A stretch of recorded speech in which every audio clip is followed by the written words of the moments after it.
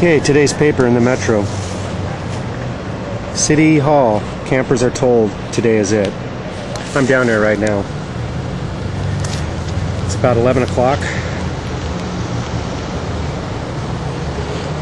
And I'm going to read you out of the Metro section of the paper. The city of Portland and the homeless protesters camped outside City Hall are headed for a showdown.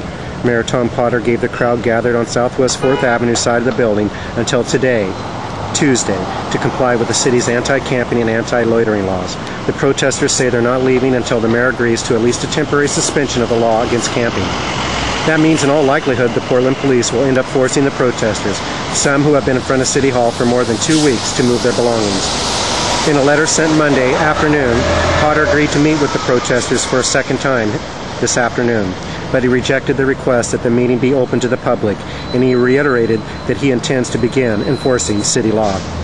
I strongly support your right to protest, quote, however, the city has the right to make reasonable time and place and manner rules for the conduct of protest in public spaces, and it can also act to protect the public from unnecessary obstructions, as well as health, sanitation, and safety problems, he wrote. Protests must comply with the city's camping and sidewalk obstruction ordinances. The camp-in began on April 25th.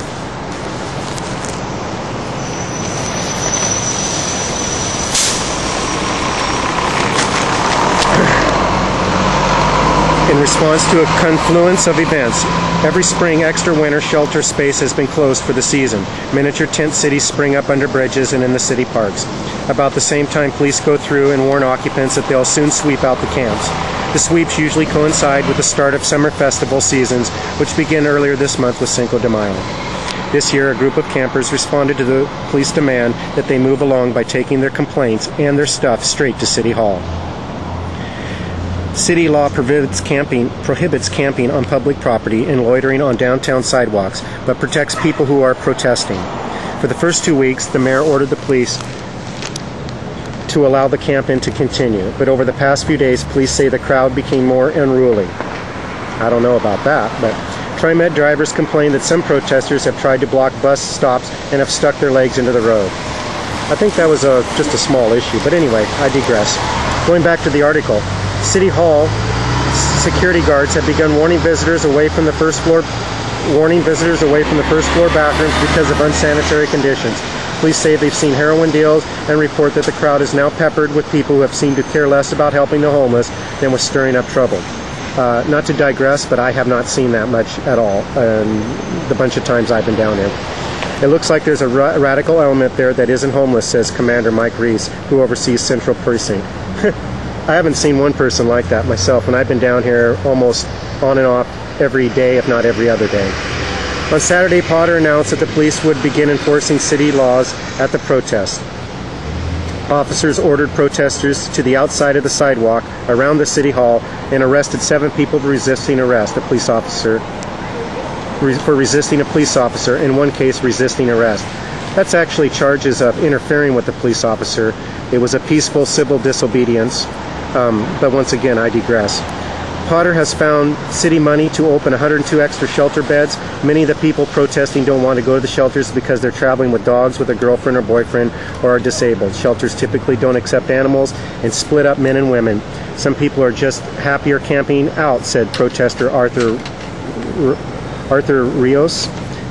He's a homeless advocate who was arrested that day, by the way. Going back to the article, perhaps because they're not comfortable in large groups of fear of having their belongings stolen while they sleep. Royce and other protesters want Potter to temporarily lift the anti-camping ban, perhaps for a few weeks. They talk about a green zone and a centralized campsite where homeless men and women can meet with mental health workers and nurses and social workers in addition to spending the night. Potter said he won't and he can't lift the anti-camping ordinance. We're encouraging them to find other lower impact camping spots, Reese said. Typically we don't go looking for campers unless we get complaints. So I guess all it takes is one little complaint, like, for example, a guy sitting on the curb and I can't bring my bus up to the shelter, to the bus stop. That would be a complaint. On Sunday, just one person complaining. Anyway, On Sunday and Monday, protest organizers went through the crowd seeking volunteers willing to risk arrest if it came to that. More than 24 people spoke up. Yet even people who were arrested are likely to be back on the streets and back to the square one. Within a matter of hours, Art Rios, the advocate there, I'm sorry for mispronouncing his name, for example, and was arrested Saturday afternoon and released 6 hours later. We're assuming they're coming and they're going to sweep it out, and we're going to have to respond, Rios said Monday afternoon. We've done everything they've asked us to do so far, and that has changed. All that has changed has been how the mayor and the police have responded to us. Now, Anna Griffin wrote this article for the Oregonian, and there's a phone number of 503-412-7053. My point about all this, and I've talked to some of the protesters down there, the heroin reference in here was allowed to continue by the police because it's being investigated. Yet, as the Oregonian writes the story, it's made to sound like heroin's being dealt with out of this protest. I've not seen any dealing at all. I've not seen no rowdiness. I've not seen anybody here stirring stuff up. I've seen a lot of compassion and concerned people. I spent a night down here myself. It's really hard to have a protest and just worry about whether you can sleep, eat, or go to the bathroom. There was a few small instances about the restrooms. Somebody shaved and there was some little whiskers in the sink. I mean, come on. This is, anyway, I'm here and we're going to be documenting this, and hopefully there'll be some respect and human rights